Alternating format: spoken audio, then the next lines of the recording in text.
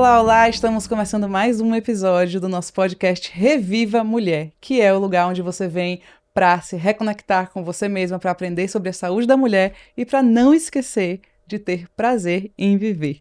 E hoje, para ter essa conversa, eu estou aqui com o Dr. Igor Padovese, ginecologista aqui de São Paulo, e veio aqui para a gente falar sobre a saúde da mulher, sobre menopausa e sobre tratamentos hormonais em geral e o que mais ocorrer. Fica aqui com a gente que esse bate-papo vai ser muito importante para você. Obrigada. Mano, muito obrigado pelo convite, é um prazer participar aqui com você. Prazer meu, já tem assim anos que eu te conheço, né? Assim, diretamente eu também. E que eu tenho vontade de te ouvir falar e assim, eu sempre acabo ouvindo por rede social, Sim. né, e tudo, e eu sempre fico pescando os médicos que eu aprendo, né? E você é um deles. Então, assim, obrigada por estender esse aprendizado à nossa audiência, que é isso, esse lugar aqui do podcast, essa missão maior, sabe? Da gente falar sobre saúde da mulher, da gente tirar a mulher do lugar de que é normal ficar desconfortável, é normal ter sofrimento de qualquer natureza, né? Perfeito. E é um lugar que eu percebi que ficou muito comum pra mulher. Sabe? Aquela menina que começa a sentir dor ali com 13, 14 anos e ela vai A cólica passando. é normal, o desconforto da menopausa é normal, é tudo normal. E as mulheres vão e eu fui perceber isso já trabalhando com isso, mas eu fui realmente perceber o que acontecia porque eu não fui criada desse jeito, né? Então, pra mim, eu olhava e falava, mas por que a mulher tem que esperar tá uma dor incapacitante pra se tratar, né? Assim, como é que você vê isso na sua prática clínica? Como é, assim, desde o... Vamos começar assim, como é que você começou a trabalhar com isso? Como é que você foi para essa área da ginecologia? A ginecologia é tão amplo, né? Tem tantas áreas. Como é que você foi para os tratamentos hormonais e tudo isso? É interessante, Manu.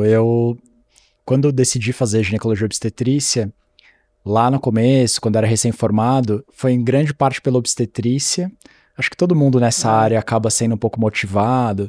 E com o tempo, naturalmente, a gente vai se encaminhando um pouco mais para gineco, né? E gineco, de fato, é uma área super ampla. E acho que, naturalmente, no consultório foi um pouco me levando para isso. Agora, é interessante, essa questão dos tratamentos hormonais, a dedicação mais à menopausa, foi em grande parte por identificar uma oportunidade de ser uma área que pouquíssima gente era qualificada para atender, né? E tinha exatamente essa queixa muito comum no consultório.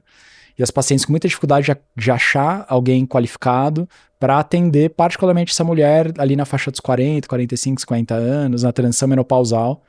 Então acho que foi um misto de gostar do tema e vendo a oportunidade de que me aprofundar naquilo era algo que ia também aos poucos me tirando da obstetrícia, como foi de fato acontecendo. Por que isso acontece, essa desinformação tão grande da menopausa, né? Assim, a gente tem, até hoje, a gente gosta de pensar que está melhorando e tudo, mas até hoje, se você olhar a grande maioria das mulheres que vão no ginecologista, não vão sair com tratamento hormonal. O que acontece? O que está acontecendo?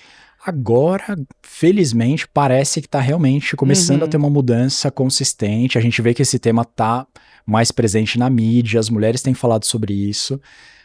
O tema, o assunto da menopausa, a própria palavra vem carregada de um estigma de envelhecimento, de perda da juventude, né? De perda da fertilidade, que são coisas que a mulher não gosta de encarar.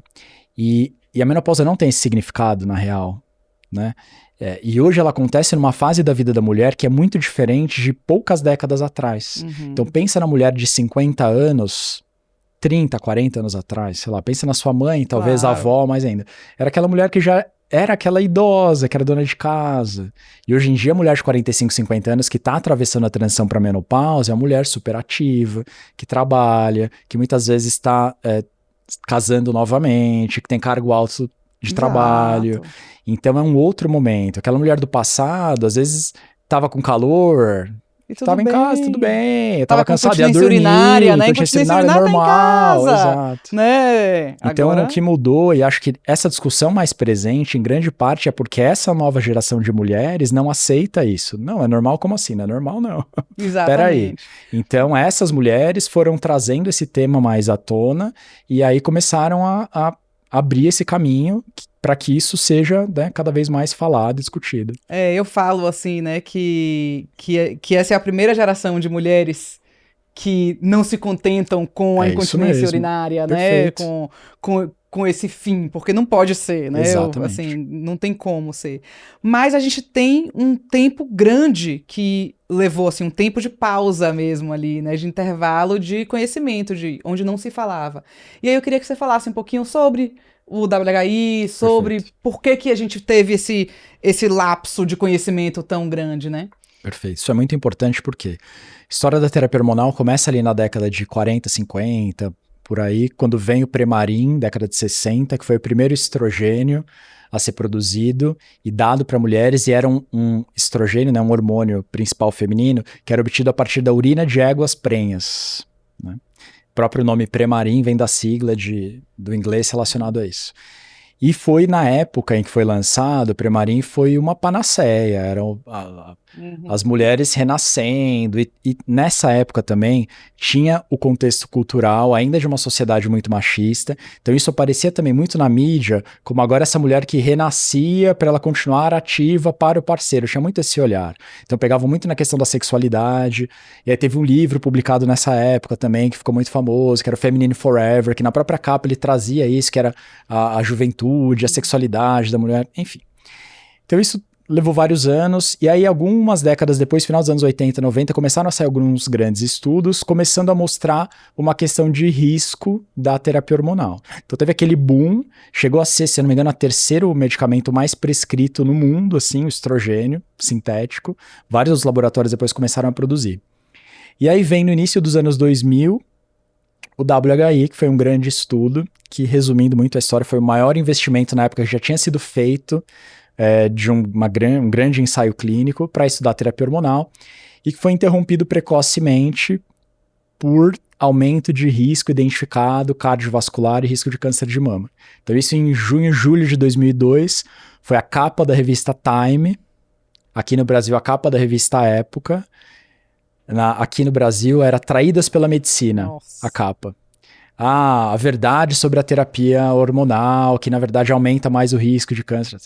Enfim, mano, resumindo a história, pouco tempo depois se viu que aquele estudo tinha um monte de problemas, que as conclusões tiradas dali eram cheias de vieses, de questões de interpretação, porque de modo geral analisavam mulheres muito mais velhas que começaram a terapia hormonal. Então daí veio o conceito da janela de oportunidade, que é aquele momento ideal da mulher iniciar a terapia hormonal, que é antes da menopausa, é já na transição menopausal, ou nos primeiros 10 anos depois da menopausa. Então eles pegavam mulheres que eram mais velhas, tinham bem mais de 10 anos da menopausa na sua maioria, boa parte era obesa, boa parte fumava, usava o estrogênio equino conjugado por via oral em dose alta, junto com a medroxiprogesterona, que era uma progesterona sintética. Enfim, algo muito diferente do que a gente faz hoje em dia, em que se prioriza a terapia hormonal dita bioidêntica, com os hormônios que são iguais do organismo, enfim.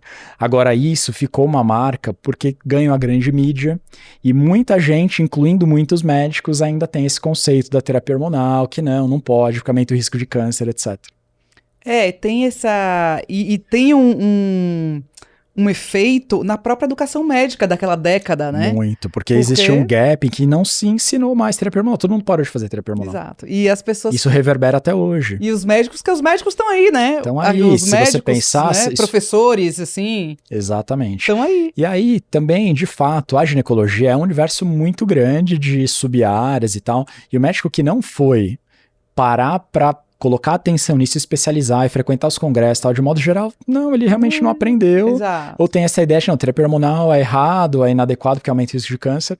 E hoje a gente sabe que é o absoluto contrário, que a terapia hormonal correta, iniciada na época certa, reduz significativamente o risco de doença cardiovascular, previne a perda de massa óssea, osteopenia, osteoporose, o risco de fraturas, que para uma mulher idosa pode ser muito mais grave do que ter câncer de mama. Claro. O uso do estrogênio isolado reduz o câncer de mama. Não é nem que ele não aumenta, ele reduz. Isso está claramente publicado nas pesquisas mais recentes. Então, é outra coisa completamente diferente do que se imaginava, do que se divulgou no início dos anos 2000.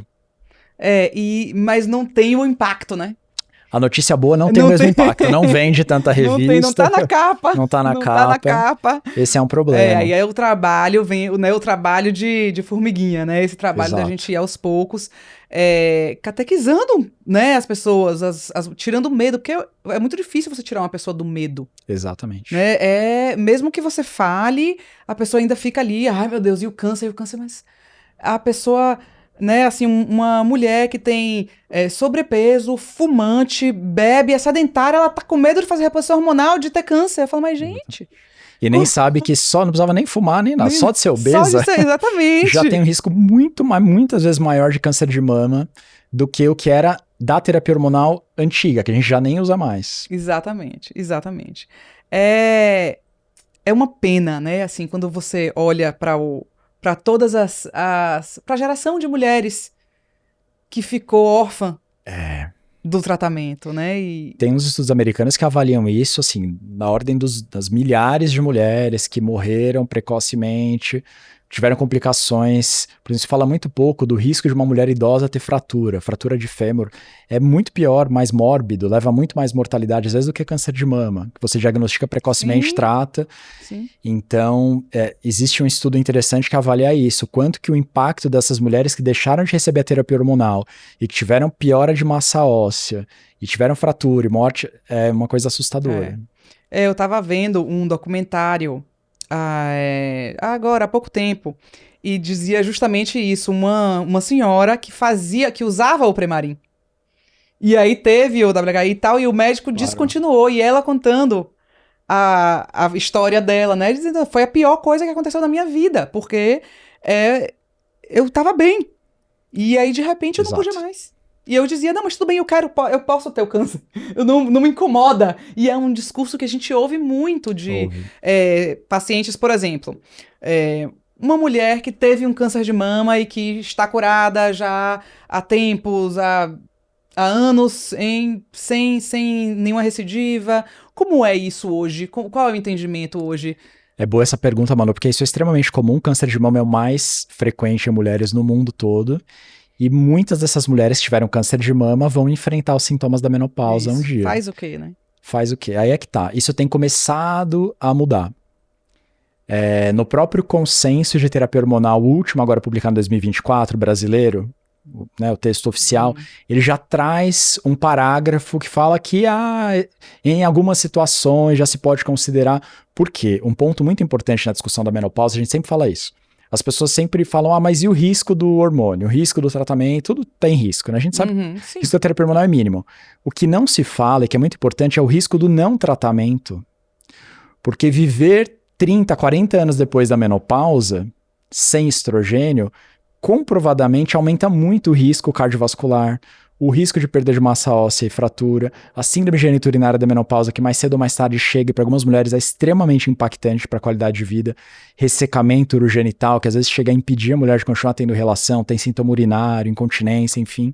Sem falar de qualidade de vida outras, né, de calorão, irritabilidade, sintoma psíquico, tudo. Então é um espectro. A síndrome ali do climatério, a transição para a menopausa, de fato algumas poucas mulheres passam bem com poucos sintomas, e mesmo essas podem ter impacto lá na frente, mas para muitas mulheres é extremamente debilitante e impactante para a qualidade de vida. Então, existe um risco do não tratamento, isso é muito pouco falado. Exato. E aí quando você está nessa situação da mulher, ok, teve câncer de mama, será que dá para essa mulher que já terminou o tratamento, tem mais de 5 anos, tal? Bom, será que dá um pouco de hormônio para ela, aumenta o risco do câncer? Tudo indica que não. Ou se aumentar, aumenta muito pouco de uma recidiva, que você pode diagnosticar muito precocemente e intervir. Agora, e o risco dela viver tanto tempo, e a síndrome geniturinária, a massa óssea, o efeito cardiovascular, fora o impacto na qualidade de vida que pode ser enorme. E aí vem depressão, vem demência.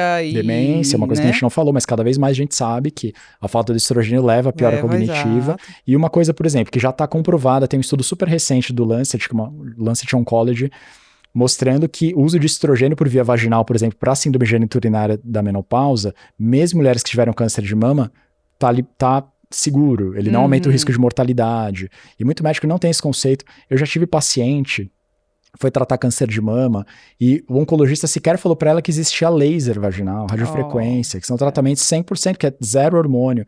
Então hoje, infelizmente, na área de quem trata diretamente com câncer, que são os mastros e oncologistas, claro, a gente não vai generalizar, mas a grande maioria ainda precisa se atualizar nisso. Eles só olham pro câncer, Eles só olham né? pro câncer. Eles só olham pro câncer. Então, para acabar com o câncer, vale tudo, inclusive acabar com a mulher.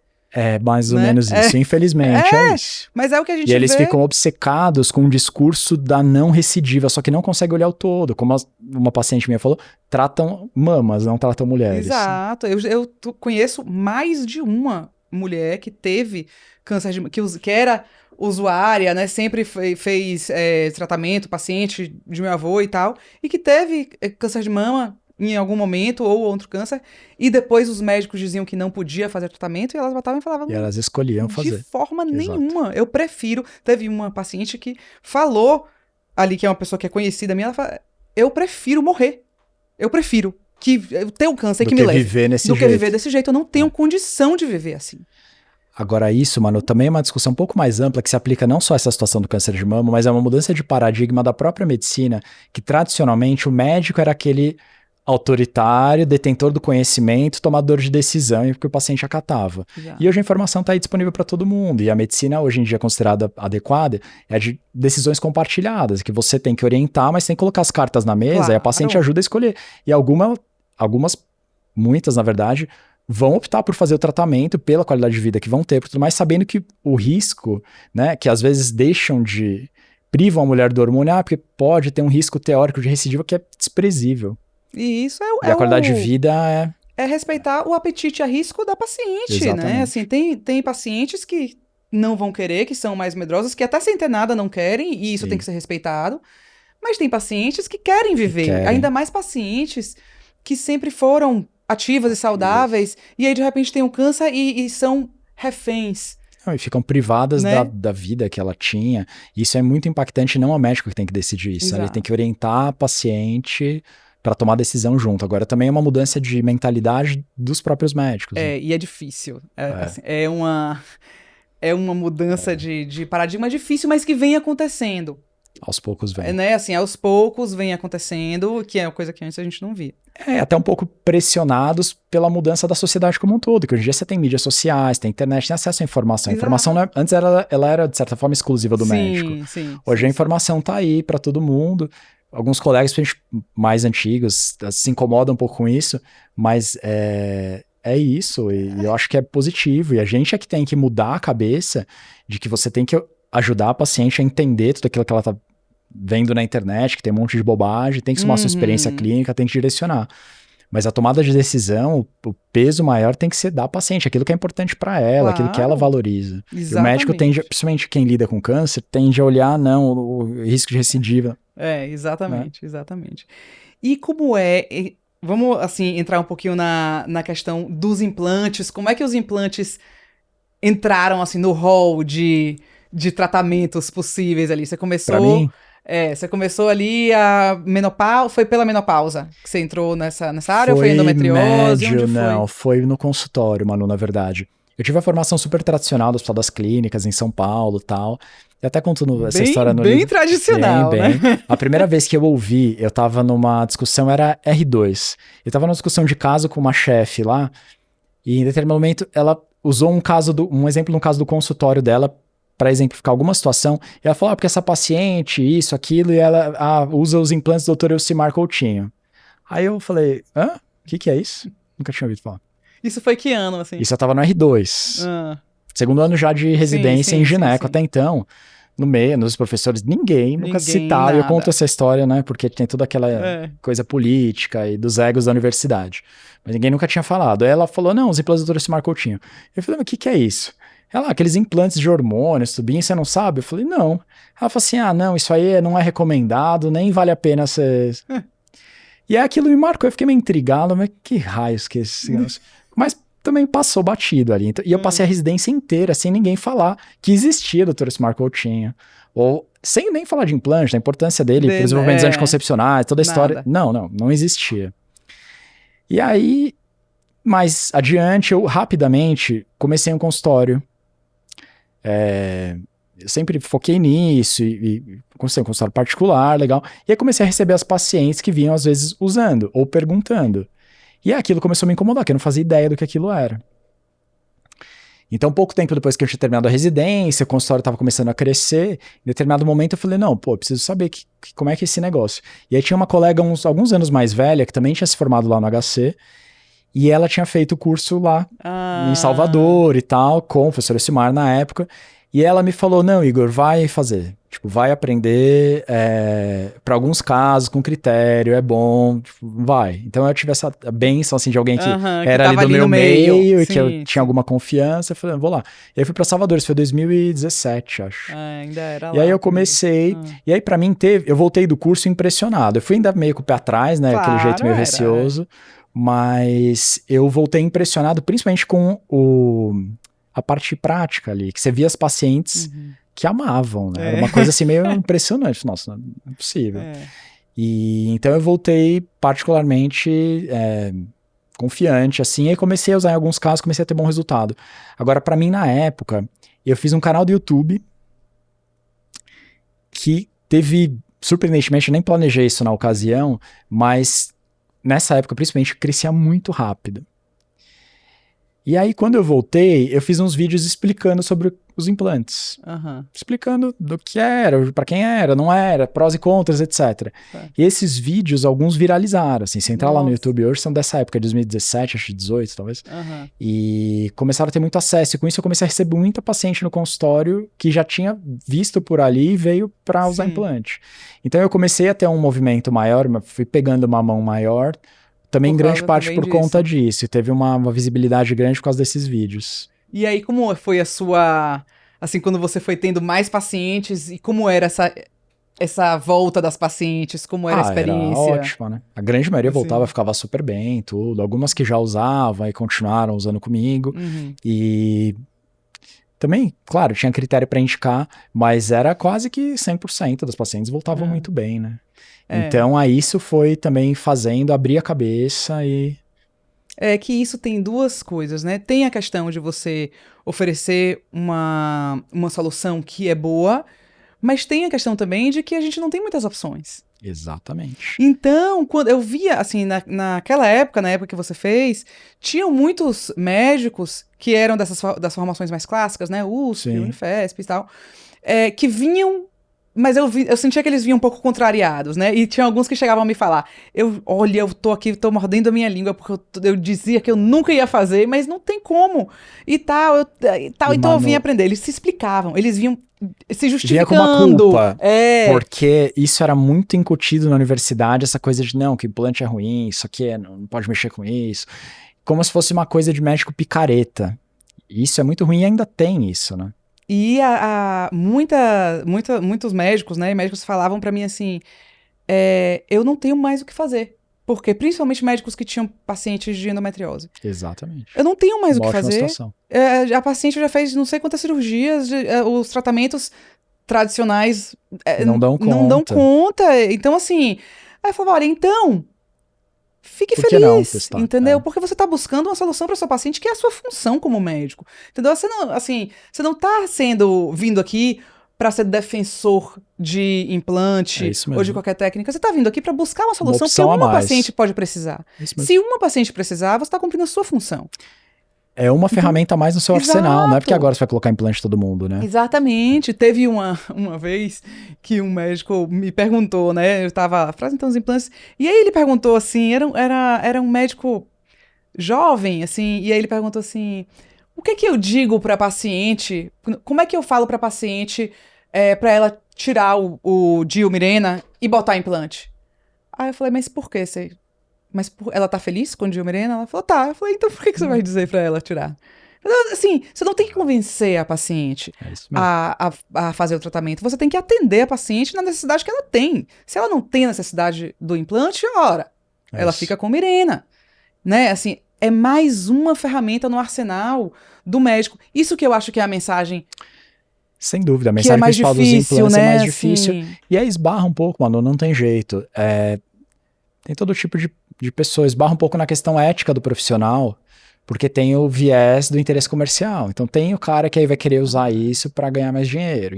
E esse é o grande problema, é um ponto de crítica totalmente pertinente de quem critica os implantes. Vamos combinar que ainda hoje, ainda tem muito mau uso também. Então a gente que defende o uso certo, ético, é uma opção, que não é para todo mundo, é uma alternativa, que tem...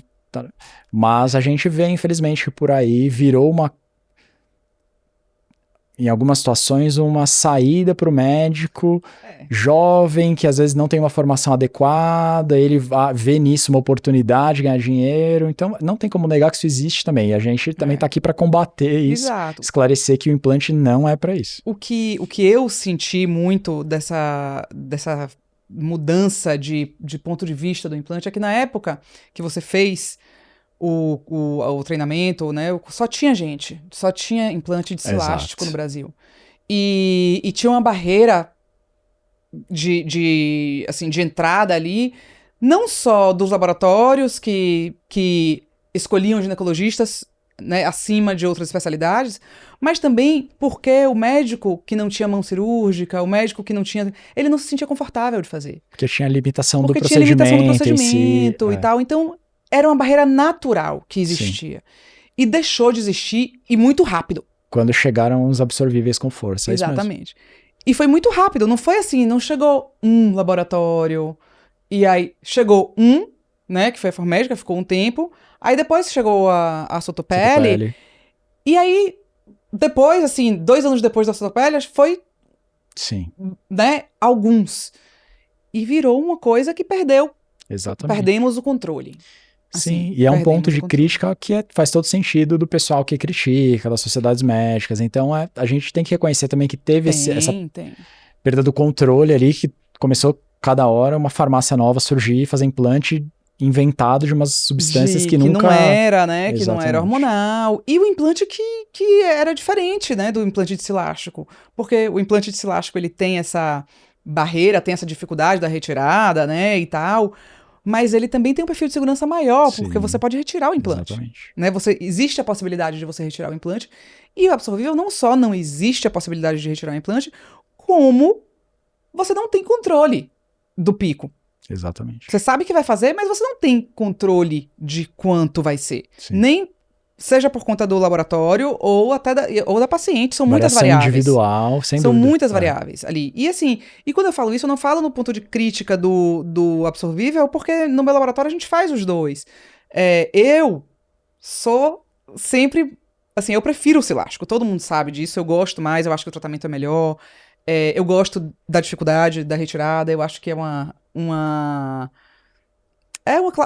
um ponto de qualificação do médico, sabe? Assim, o médico que não é seguro, ele não vai pro silástico. Hoje em dia. Sim. Ele não vai, ele não entra. Ele fica no absorvível e pronto, né? Então, mas assim, eu reconheço ali a importância, mas é real a dificuldade, assim, tanto essa bagunçada que deu no mercado, exato, quanto a dificuldade, porque na medida em que é mais fácil o procedimento, é mais difícil a prescrição, né? Como é que você vê isso em relação ao absorvível e silástico na sua prática? Qual foi a sua experiência? Depois da chegada da Sotopele, que eu fiz o treinamento, foi quando eu comecei a ir mais para os absorvíveis. Pela questão da queixa das pacientes, geralmente relacionadas à retirada, eu sempre retirava, mesmo não gostava de deixar os tubinhos lá. E aí eu fui tendo uma boa experiência. E aí fui migrando, a maior parte das pacientes hoje que eu tenho usam absorvíveis. Mas entendem bem, o que eu acho que é mais diferente é essa questão do pico realmente. Inevitavelmente o silástico ele tende a ser mais estável na liberação, né, no período que ele dura. E o absorvível às vezes faz um pico muito maior, às vezes com 4 para 5 meses já está terminando o efeito. Então eu sempre esclareço isso bem para as pacientes, tenho uma boa experiência com absorvível, mas ainda uso silástico e particularmente para... Tem muitos pacientes morando fora, né? Isso, então essas para trocar uma vez por ano também é uma outra grande vantagem do silástico. Eu acho que tem, assim, eu vejo 2 tipos de pacientes. A paciente que nunca usou o silástico, aí principalmente assim, a gestrinona, que é mais, né, mais sensível à dose, assim. A paciente que se deu bem com o silástico é mais difícil de trocar. Exatamente. Porque ela está acostumada com aquele tipo de tratamento, né? Que é mais confortável. A paciente que nunca usou, quando ela faz o tratamento, é ótimo também. né? Sim, É o tratamento que é muito bom também, né? Então, funciona. A diferença do se vai ser ótimo ou se vai ser um pesadelo é na mão do médico. Isso. No absorvível. É difícil errar com elástico. É verdade. É difícil errar. Você botar um implante a mais e tal. Um a menos, não vai ser tanta. E se tiver uma dose um pouquinho maior do que deveria, dá tempo de você corrigir, porque você tem tempo de usar uma medicação de apoio ali, para paciente não ter tanto efeito colateral. O absorvível não dá tempo de nada. Quando o médico erra, quando ele pesa a mão... E não tem o que fazer. Não tem o que fazer. Então, assim, a experiência do médico fala muito.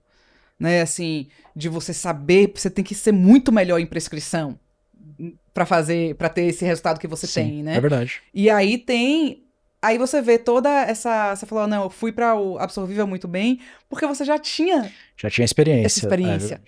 Já sabia como é que funcionava, já tinha manejo. Exato. Que é uma coisa e teve que paciente hoje em dia não tem. É verdade. Porque o pessoal acaba não aprendendo e vai direto para absorvível. Exatamente. E aí vai. E eu tive paciente que não se adaptou bem ao absorvível e que voltou a usar o cilástico.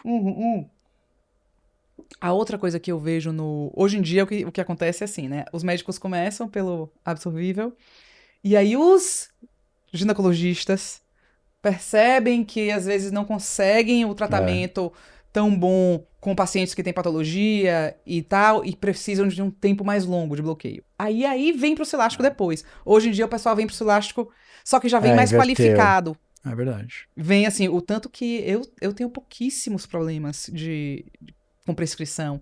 Porque o médico, quando ele chega pra mim, ele vem já super qualificado, porque já é um médico que já percebeu a importância do cilástico para tratamento de patologia ginecológica. Então, a gente já pega ele mais, entendeu? Um médico curado, assim, que é uma coisa boa.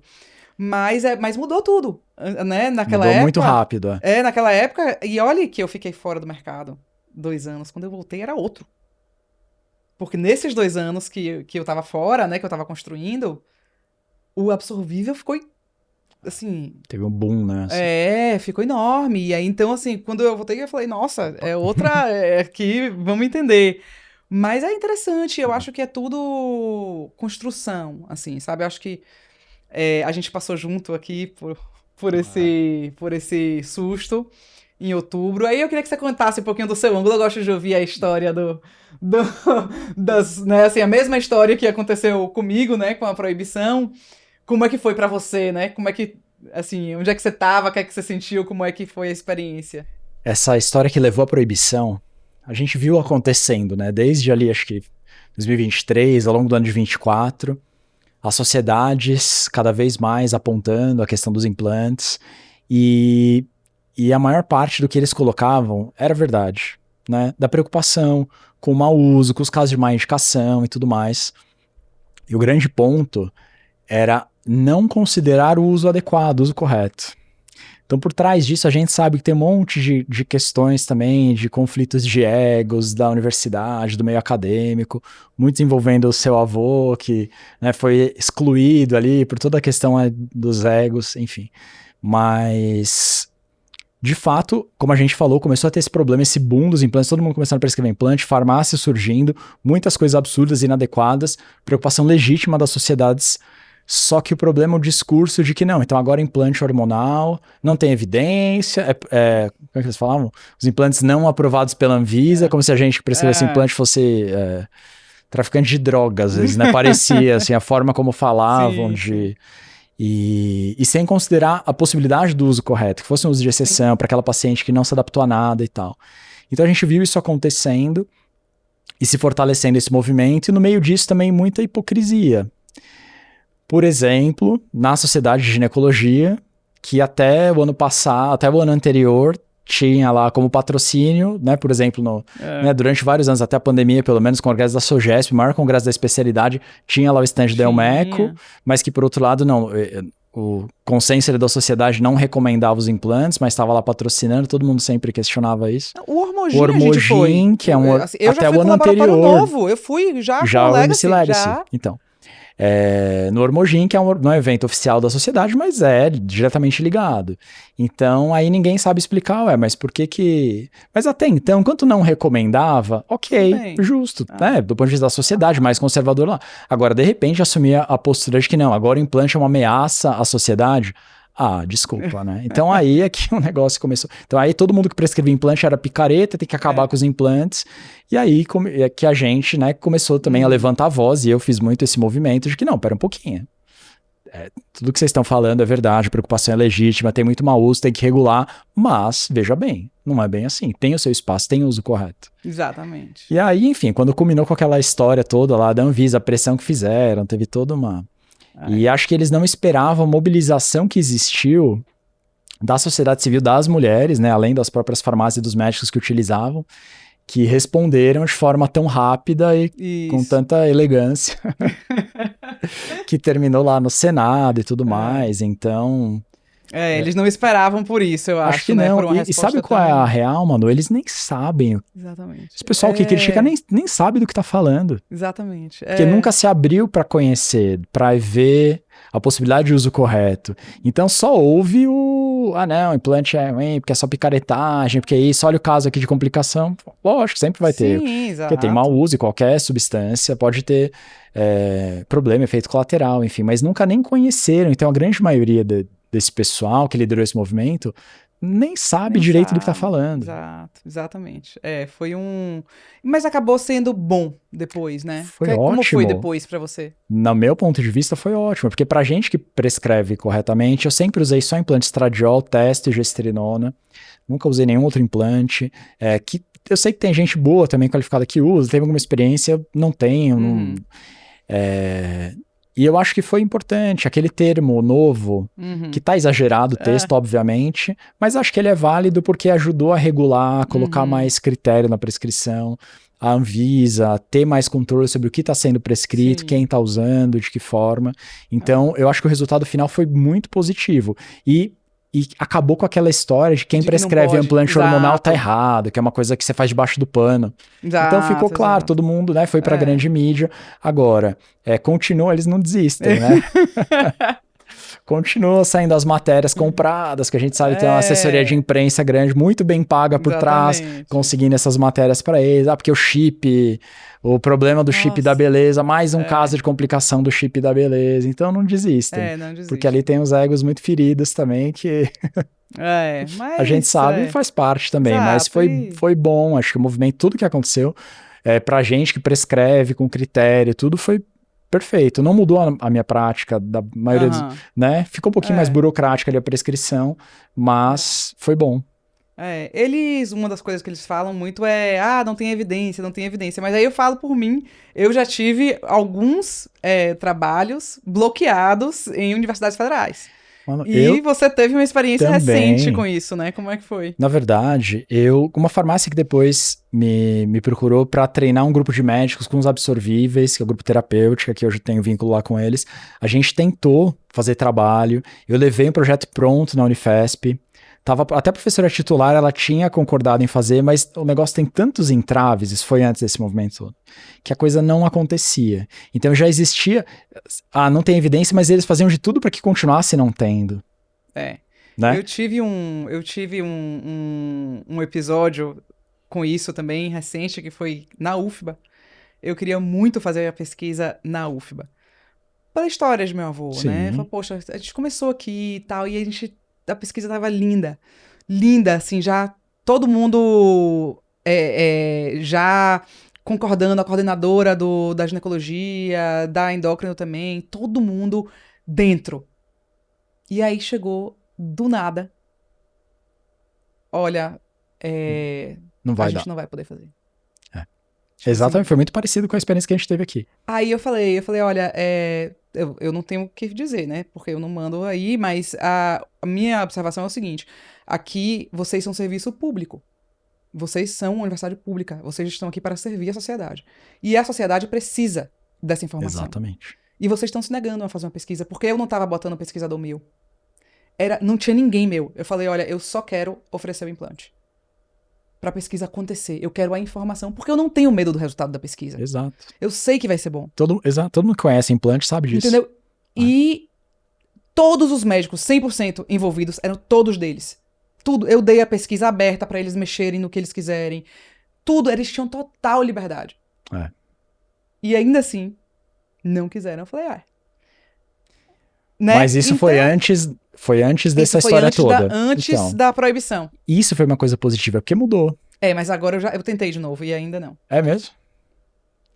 Mas a tendência, acredito que seja que mude, aí porque já a gente tá fazendo com a UERJ. Exato. Que aceitou e tá indo super bem. Então tem outras universidades, né? Mas a gente tem que bater em muitas portas. Sem dúvida. Pra conseguir uma coisa que um outro medicamento conseguiria facilmente, entendeu? As pessoas querem fazer pesquisa. A gente tem que ir pedindo, pelo amor de Deus, pra fazer a pesquisa, entende? Então, assim... E isso que eu entendo que agora, depois desse movimento todo, toda essa bagunça do ano passado, eu acredito que mudou, assim, claramente para o pessoal que tá ligado à universidade, acadêmico e tal, a visão sobre os implantes hormonais mudou.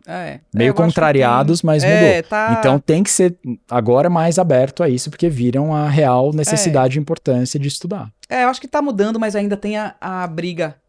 Ainda tem os lados. Exato. E aí, se o cara que tá lá é do lado X ou tal, aí você não... Infelizmente, né, ainda tem... as relações humanas e... mas isso é o nosso problema, né? Assim, de quem tá no mercado maior, né? De quem tá ali na proteção do produto como ferramenta de saúde pra mulher. Mas pra mulher, eu queria que você dissesse assim, pra mulher que tá ouvindo a gente e tá com essa dúvida de começar um tratamento hormonal, seja para endometriose, seja para menopausa, o que é que ela tem que saber antes de procurar um médico? Qual é o caminho, assim, que você recomenda para essa mulher achar um médico que faça um tratamento, né, hoje? Olha, cada vez mais, acho que a internet tem sido uma ferramenta útil para que ela consiga pesquisar e ter referências de fato que não fosse só aquelas, uma eventual indicação e tal, porque as mulheres ainda enfrentam muita dificuldade de achar um profissional qualificado. Para menopausa, talvez mais ainda do que para endometriose.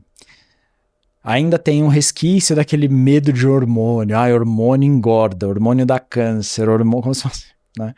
Então isso aos poucos tem mudado, a gente tem muita informação qualificada hoje para as mulheres muito facilmente disponível, então sempre procurar as fontes mais confiáveis, né? Porque tem muita informação, mas por outro lado também qualquer um hoje em dia publica ou fala qualquer coisa, então procurar as informações que são teoricamente de entidades com mais credibilidade e não desistir também se às vezes passar por um profissional que não der certo, que a gente vê, por exemplo, na endometriose, isso é clássico, a jornada da mulher tem que passar por vários até, e na menopausa a mesma coisa, até realmente achar alguém qualificado. E procurar, vasculhar a internet, pôr o nome no Google, dar uma fuçada, ver avaliação. Hoje em dia a internet também tá aí para isso. Mas falando de informação qualificada, sobre menopausa. Dr. Igor, escritor, além de tudo, escreveu esse livro lindo, Menopausa Sem Medo.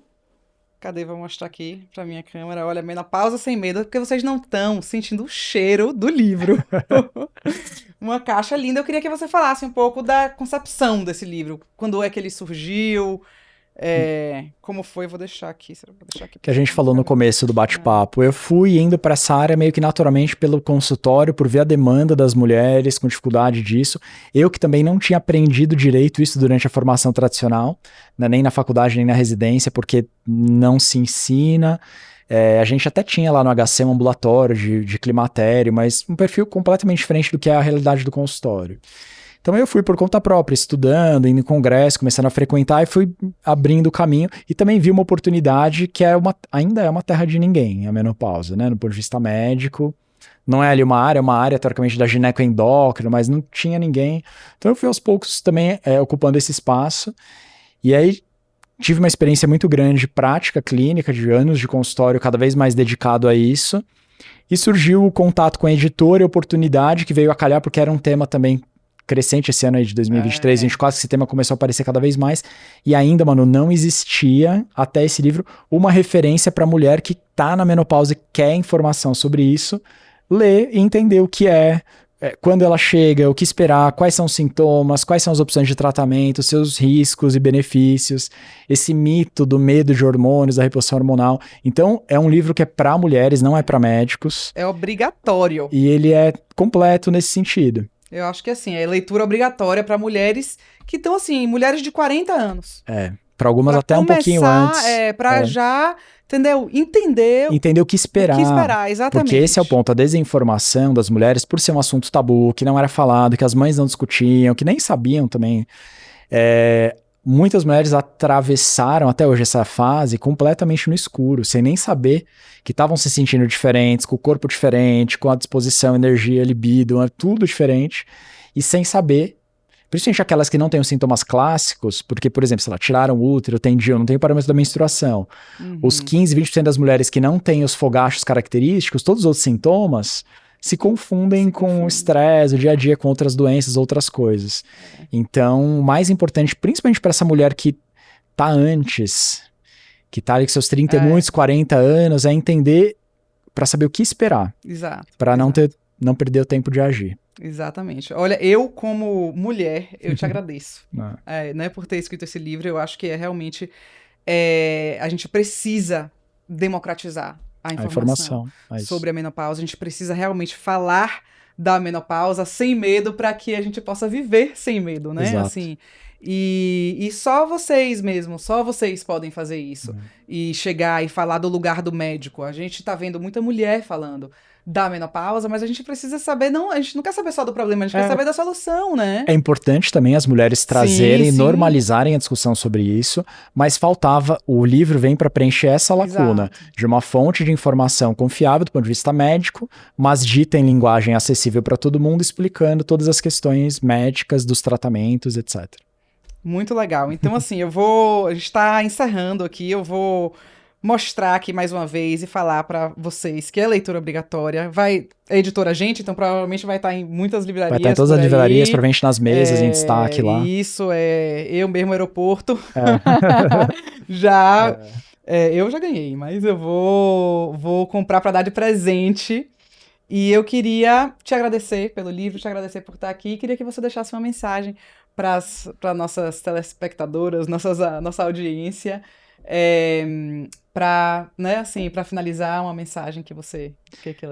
Manu, eu te agradeço também muito pelo convite, pela oportunidade de vir aqui debater esse tema, falar do livro. De fato, ele ficou muito legal, muito bem escrito, numa linguagem fluida. E tem um capítulo que fala especificamente dos implantes hormonais, eu conto em detalhes toda essa história que a gente viveu juntos lá. Esse capítulo eu já li. E vivi. E a mensagem final para as mulheres são algumas. Primeiro, não tenham medo dessa fase, porque ela não é necessariamente uma fase de envelhecimento, perda da fertilidade, da juventude. É um momento de transição importante, que se tratado adequadamente, tem tudo para que a mulher passe muito bem por ele. Outra mensagem fundamental, chega bem antes do que a maioria das mulheres acha. Então, muitas se esquivam de pensar sobre isso. Quando chegar lá na frente eu vou pensar nisso. O início da transição menopausal, que é chamada perimenopausa, ele é lento, gradual, tem uma fase que os sintomas oscilam, aparecem, desaparecem, e podem começar 3, 5, 7, se fala em até 10 anos antes da idade da menopausa. Então, se é normal a menopausa acontecer a partir dos 45 anos, que por definição a janela normal é dos 45 aos 55, em média ela chega perto dos 48, 50. Se a gente falar em 5 a 10 anos antes, uma mulher de 35 para 40 anos pode já estar começando a ter um pezinho lá, e não necessariamente precisa de algum tratamento e tal, mas precisa estar atenta. E a síndrome do climatério, essa perimenopausa, ela envolve muito mais coisas do que as mulheres conhecem, que é o calorão e irregularidade da menstruação. Envolve insônia, sintoma depressivo, desânimo, irritabilidade, fadiga, ressecamento da pele, ressecamento vaginal, perda de libido. Então tem uma lista longa de sintomas, os esquecimentos, que são muito comuns também. E é importante a mulher ter informação qualificada, saber o que esperar para não demorar para agir. Isso. E buscar o médico, ler o livro e ter prazer em viver em todas as fases da vida. É isso mesmo. Tá? Obrigada. Muito obrigado. Obrigada, Viu? amei nosso bate-papo. Valeu.